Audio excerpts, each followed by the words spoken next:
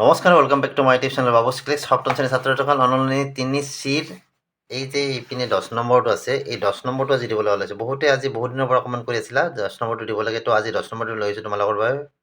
বাকী এই চেপ্টাৰৰ অংক আগতে দিয়া আছে, যদি কোনোবা চোৱা নাই তেতিয়াহ'লে এই ভিডিঅ'ৰ ডেছক্ৰিপশ্যনত তাৰ লিংকটো পাবা, তাত গৈ তোমালোকে বাকী অংকখিনি চাব পাৰিবা। তো আহা আজিৰ ভিডিঅ'টো আমি আৰম্ভ কৰোঁ।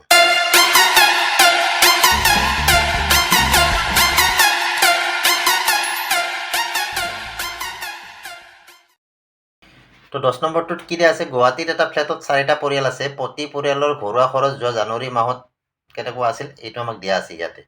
আৰু এই চাৰ্টখনৰ পৰা আমাক কিছুমান প্ৰশ্ন কৰিছে তলত, আৰু সেই তলত দিয়া প্ৰশ্নখিনি আমি এতিয়া চাৰ্টখনৰ পৰা উত্তৰ দিব লাগিব। প্ৰথমতে আমি ইয়াৰ গড়বিলাক উলিয়াই ল'ব লাগিব। তো প্ৰথম পৰিয়াল আছিল ভট্টাচাৰ্য পৰিয়াল, আৰু ভট্টাচাৰ্য পৰিয়ালৰ জানুৱাৰী মাহত গড় খৰচ কিমান হৈছিলে? প্ৰথম সপ্তাহত 130 টকা, দ্বিতীয় সপ্তাহত 145, তৃতীয় সপ্তাহত 160, চতুৰ্থ সপ্তাহত 183। গতিকে 4টা সপ্তাহ মিলি এটা মাহ ধৰা, গতিকে এক মাহত কিমান খৰচ হৈছিলে এইখিনি যোগফল হৈছে 618। আৰু যিহেতু 4টা সপ্তাহ ইয়াত দিয়া আছে, গতিকে 4 দি ইয়াক হৰণ কৰিলে আমি কিমান পাম? 154.5 পাম। ঠিক তেনেদৰে বৰ্মন পৰিয়ালৰ গড় খৰচ আছিলে কিমান? প্ৰথম সপ্তাহত 210, দ্বিতীয় সপ্তাহত 218, তৃতীয় সপ্তাহত 215, চতুৰ্থ সপ্তাহত 200। গতিকে ইয়াক আমি কি কৰিছোঁ? 4ৰে হৰণ কৰিছোঁ। 4ৰে হৰণ কৰোঁতে আমি কিমান পাইছোঁ? 210.75।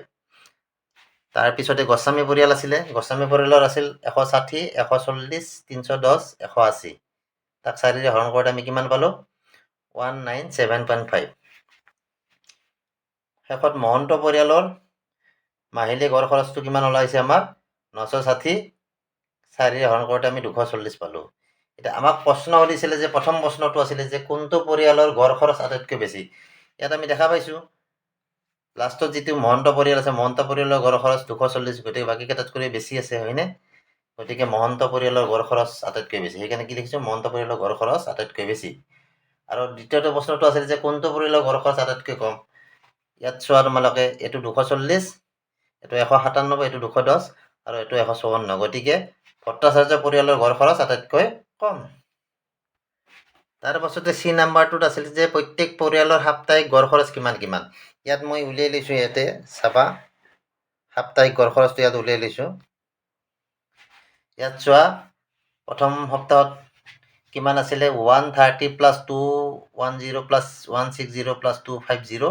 তাক 4ৰে হৰণ কৰোঁতে আমি কিমান পালোঁ? 187।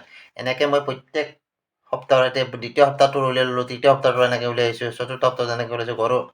গড় কেনেকৈ উলিয়াব লাগে সেইটোতো তোমালোকে জানাই, গতিকে সেই পদ্ধতিত আমি গড়খিনি উলিয়াই ল'লোঁ। উলিয়াই লোৱাৰ পিছত এতিয়া আমি আমাক যিহেতু কৈছে যে প্ৰত্যেক পৰিয়ালৰ সাপ্তাহিক গড় খৰচ কিমান কিমান। তো এই প্ৰথম সপ্তাহত প্ৰত্যেক পৰিয়ালৰ গড় খৰচ কিমান আছিলে? 187.5। দ্বিতীয় সপ্তাহত কিমান আছিলে? প্ৰতিটো পৰিয়ালৰ 173.25। তৃতীয় সপ্তাহত কিমান আছিলে? 221.25। চতুৰ্থ সপ্তাহত কিমান আছিলে? 220.75। তাৰমানে প্ৰতিটো পৰিয়ালৰ প্ৰতিটো সপ্তাহৰ গড় খৰচ হ'ল এইখিনি, এনেকুৱা হয়।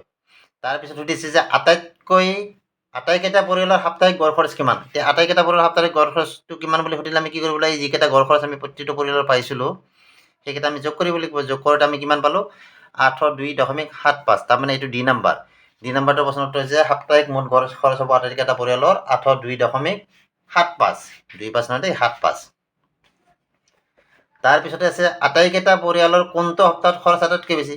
এতিয়া চোৱা তোমালোকে, ইয়াত 4টা সপ্তাহ আছে। প্ৰথম সপ্তাহত কিমান আছিলে? 187, দ্বিতীয় সপ্তাহত 173, তৃতীয় সপ্তাহত 221, আৰু চতুৰ্থ সপ্তাহত কি? 220। গতিকে তৃতীয় সপ্তাহত যিহেতু 221, গতিকে এইটো হ'ব কি? প্ৰতিটো পৰিয়ালৰ আটাইতকৈ বেছি খৰচ হোৱা সপ্তাহ।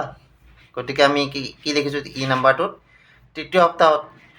তো এইখিনি আছিল ভিডিঅ'টোত।